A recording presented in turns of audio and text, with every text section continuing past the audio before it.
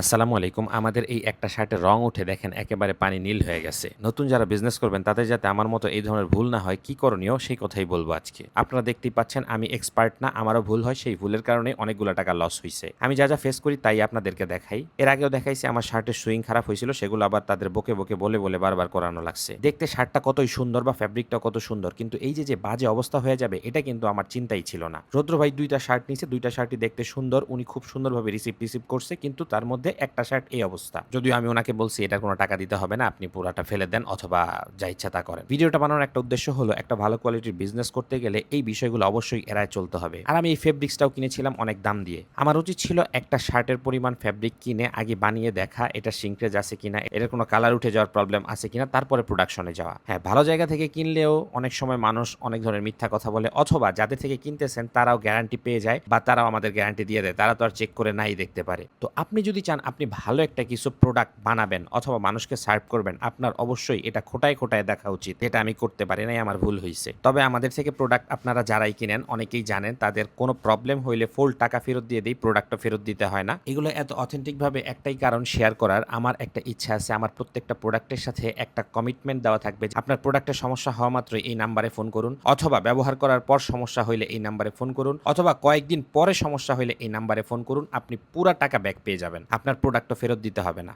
তো বাকি যেই শার্টগুলো আছে কি করা যায় ভাবতে চিন্তা করলাম যে নিজেরাই পরে ফেলবো।